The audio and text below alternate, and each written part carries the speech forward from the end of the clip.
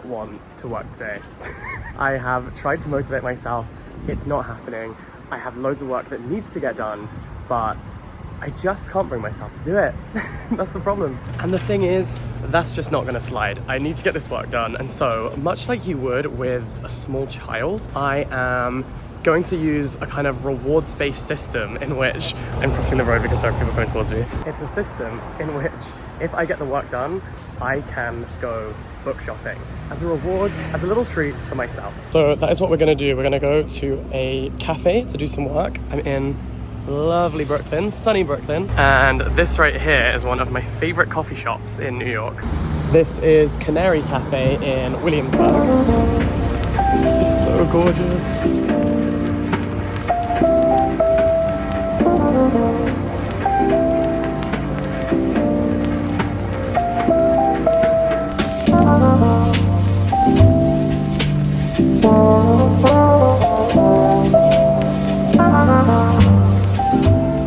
Okay, the work is done, and now I get to reap the benefits of that by going book shopping. I'm actually gonna go home very briefly first. Try not to get hit by a bike. I'm gonna go home very briefly first because coffee makes me have to go to the bathroom. And that's just the reality of the situation. I kind of wish they did like an extra small iced coffee, not because I'm skinny and we should call Bella Hadid, but just because I'm a poopy pants, and that's what I need. It's such a lovely day today. The sun is shining and it feels very autumnal.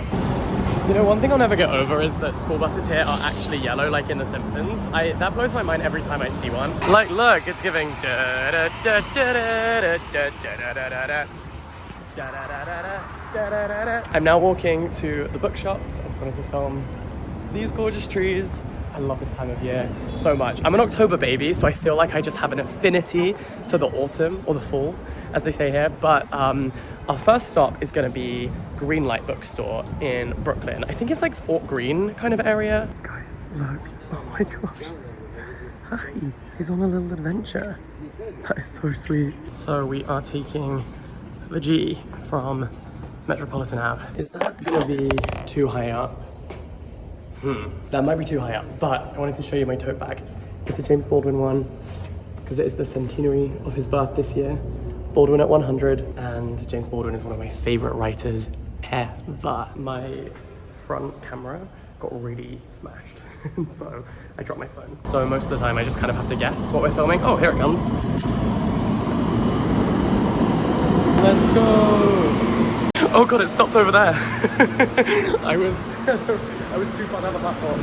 Okay, might have to actually run a little bit. Okay, I did not miss the train. I made it. I did have to run. Always a bit embarrassing when you have to run off the train. I was just standing too far down the platform. Rookie move. But my goal is to one day own a brownstone where I can put pumpkins on the steps. Oh my god. Spooky season in New York is just the best because the decorations on every doorstep are so beautiful. Like, I will peak in life when I am able to do this. I mean, this guy looks like he's seen better days. Like the hay bales and everything. Anyway, it is a gorgeous day. Here is the bookshop. This is Greenlight. This is what dreams are made of. Oh, Murakami Midnight Release Party. That's fun.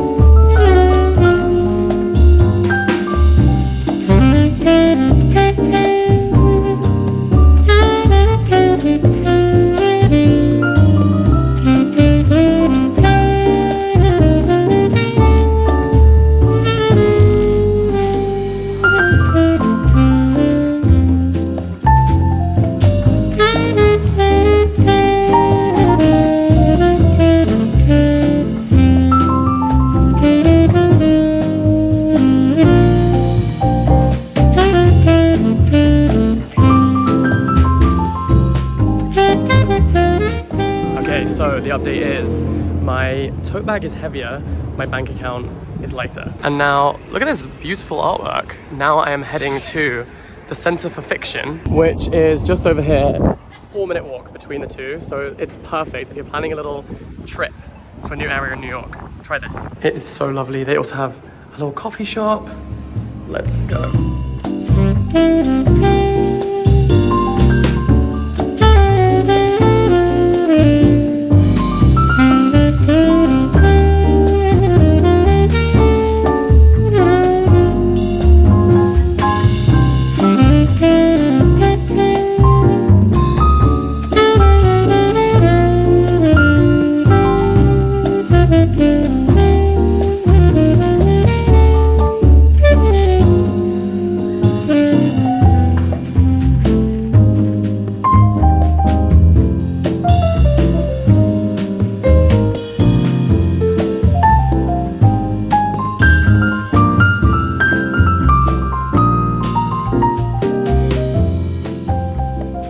Another huge success. Tote bag is weighing me down ever so slightly now. So I'm gonna head home and give you a book haul. Did someone say book haul? I have a whole bag overflowing with books that I would love to tell you about. I've got my little microphone just to make sure you can definitely hear me. So we'll see how possible this is to do one-handed. But okay, let's go in reverse order because I got these 2 books at the Center for Fiction because I filmed it in that little montage, but they had a Center for Fiction debut novel prize, which I thought was such a cool way of discovering some new writers. So I took 2 recommendations from that list. Firstly, we have this one, which is called Ask Me Anything. It's by Claire Sestanovich. It's a novel. She also wrote a book called Objects of Desire. Okay, so that's not a debut novel. Maybe it wasn't a debut novel prize. Maybe it was just a novel prize. Unless that's poetry. Okay, I don't know. That feels like a contradiction in terms. I don't know. Let me just read you the blurb. I thought it sounded good. Oh yeah, it does say a debut novel about a young woman's coming of age and the singular friendship that challenges her values, her beliefs, and the course of her life. At 16, Eva meets Jamie by chance. She lives in middle-class South Brooklyn. He comes from the super rich of Upper Manhattan. She's observant, cautious, often insecure. Meanwhile, he's curious, bold, and full of mysteries. These 2 questers are drawn together in a strange and profound friendship, tested by forces larger than themselves. As Eva follows a path of conventional achievement, a prestigious degree, a formative romance, the start of an ambitious career, Jamie seeks out more radical experiments in finding himself. He renounces his family, he joins a political movement, and eventually even talks to God. Carried along by Claire Sestanovich's exquisite prose, these 2 characters are pulled into separate spheres but circle the same questions. How to define their values and find their purpose, how to create a sense of self while discovering who they are and what they owe to society, and what is the cause of justice. These reckonings propel a surprising story of intimacy across time, explaining the alchemy of identity, the mystery of destiny, and the difficult journey of finding faith in yourself and in the world.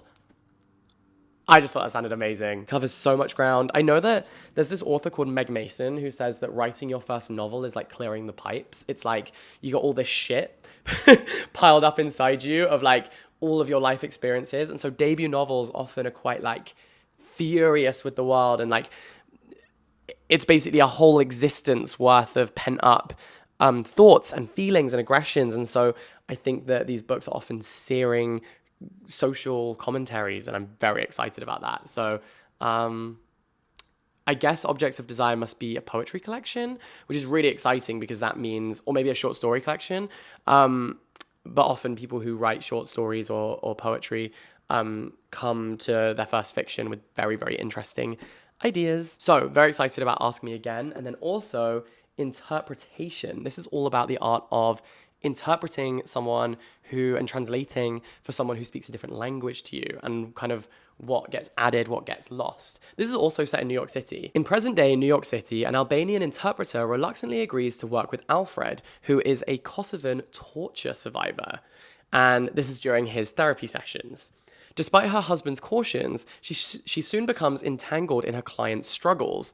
Alfred's nightmares stir up her own buried memories, and an impulsive attempt to help a Kurdish poet leads to a risky encounter and a reckless plan. As ill-fated decisions start to stack up, jeopardizing the nameless narrator's marriage and mental health, she takes a spontaneous trip to reunite with her mother in Albania, where her life in the United States is put into stark relief. When she returns to face the consequences of her actions, she must question what is real and what is not.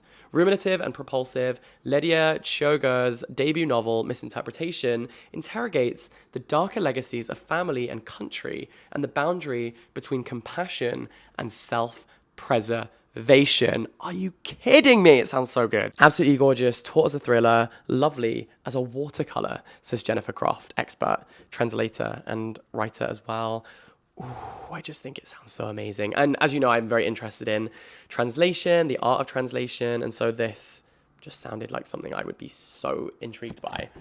And something I will thoroughly enjoy. So that is Misinterpretation. Before I tell you about the next book, I would love to let you know that today's video is very kindly brought to you by Squarespace. And Squarespace is the all-in-one platform for building a website or an online brand. They have loads of incredible features, and the best news is you don't need to be an expert web developer or know loads about coding, because Squarespace has hundreds of amazing templates. You just customize them, and there are incredible features. For example, AI smart design tools. There's the ability to make a blog or an email sign-up list. They also have AI SEO, so you can make sure that your website is appearing on search results so that all of your hard work is being put to good use and people are finding your website. And really, having a website is about putting your best foot forward, and that's what Squarespace helps you to do. So I'm a big fan of Squarespace, as you know, and they're a big fan of you because you can actually get a free trial at squarespace.com. And then when you're ready to launch your beautiful new website or online brand, you can head to squarespace.com/jackinthebooks and get yourself 10% off your first purchase of a website or domain. Thank you so much to Squarespace for sponsoring this video. I dropped my mic. Sorry, I was frazzled. Next, okay, you know how much I love The Bee Sting by Paul Murray. I put it forward for the New York Times best books of the century so far. It's a book I've said will be a classic in the future. It is the book that I think was kind of like the fan favorite to win the Booker Prize last year. And so I wanted to read another book by Paul Murray. Thankfully, he has one, and it is called Skippy Dies. And the reason I got this one is because it's signed.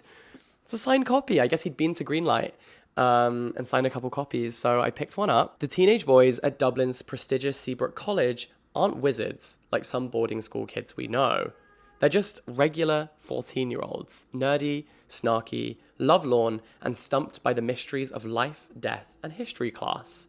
When Skippy, the quietest and most lovelorn of them all, draws his premature final breath in the novel's opening scene, the boys in Paul Murray's novel are pushed to crossroads of faith and reason. There's magic in the way Murray draws them through the crisis and over the threshold of adulthood. Skippy Dies is one of the liveliest and most poignant books of the year, and it will leave you eager for whatever Murray writes next. And of course, what he wrote next was The Frickin' Bee Sting. Dazzling, it's the Moby Dick of Irish prep schools, says Jess Walter.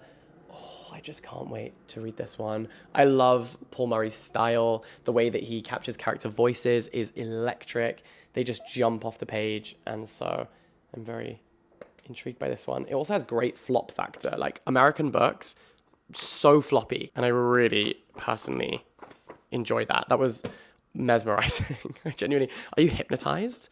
Make sure you press subscribe. I dropped my mic. I dropped my mic. Also, I got this little bookmark with James Baldwin. Oh, it's from The Sense for Fiction, and it has one of my favorite James Baldwin quotes on it. You think your pain and your heartbreak are unprecedented in the history of the world, and then you read. Did I get that right? Yes, word for word. One thing about me, I'm going to quote James Baldwin. My tote bag.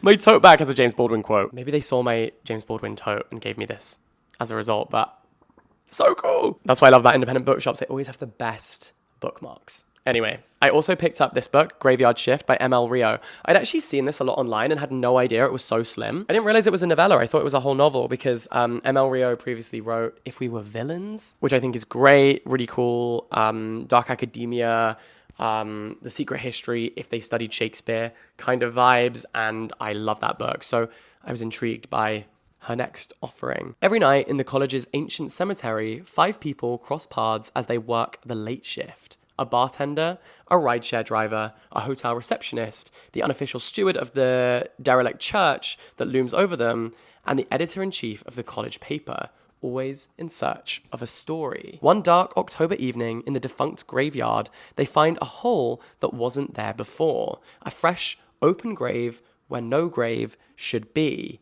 But who dug it and for whom?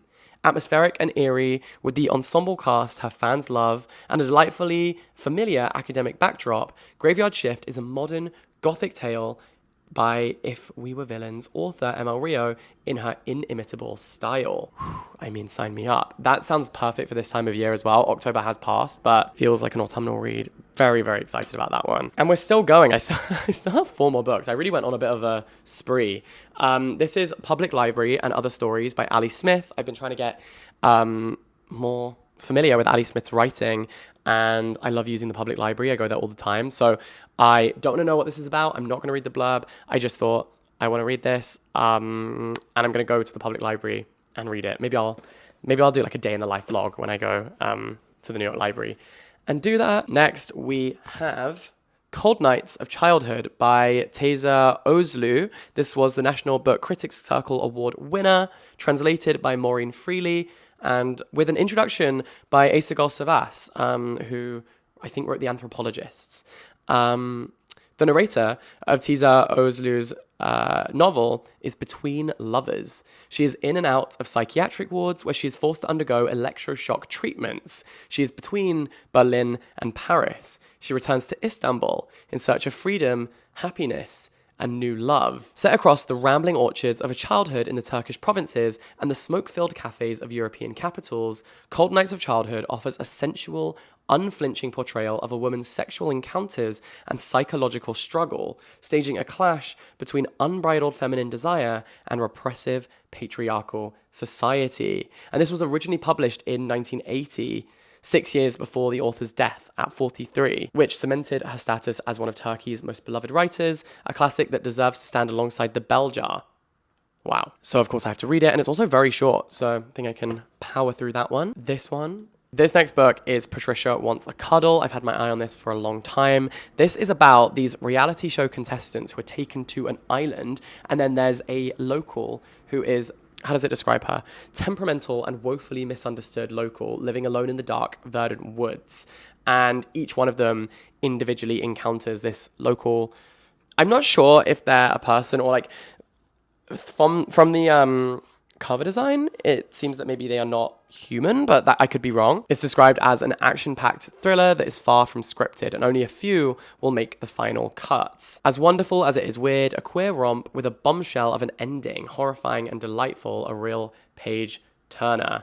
Ho, ho, ho. And then this book is set in Italy, and I basically thought this was one that I could learn a lot from, learn more about Italy's history, because it is a bit of a blind spot. Obviously, I know the basics, but I don't know. I haven't really read many books set in Italy. So this is about Italy's revolutionary 1969. It's described as an explosive novel. Oh, I forgot to say the title. It's called We Want Everything. It's by Nani Ballestrini with an introduction by Rachel Kushner. The New Yorker describes it as one of the most compelling pieces of literature of the entire second half of the 20th century. Let me read you the blurb. Temperatures were rising across the factories of the north. Soon, discontent would erupt in what became known as Italy's hot autumn. A young worker from the impoverished south arrives at a factory in Turin, where his darker complexion begins to fade from the 14-hour workdays in sweltering industrial heat. His bosses try to withhold his wages. Our cynical, dry-witted narrator will not bend to their will. I want everything that's owed to me, he tells them. Nothing more and nothing less, because you don't mess with me. Around him, students are holding secret meetings, and union workers bring work on the assembly lines to a halt. Before long, barricades line the roads, tear gas wafts into private homes, and the slogan, "We want everything," is ringing through the streets. Wrought in spare and measured prose, this novel depicts an explosive uprising. I think it's going to be so brilliant. I mean, I'm so excited by this stash of new books. So thanks for coming. Thank you for watching this video. I hope that you enjoyed it. I hope that you're having a lovely day. I had a lovely day. I'm going to go for a run in Central Park tonight with my friends, which I'm very excited about. And I will see you next time. Make sure you subscribe. If you're new, you can follow me on Instagram, TikTok, etc. for more content. And I will see you next time. Love ya. Bye.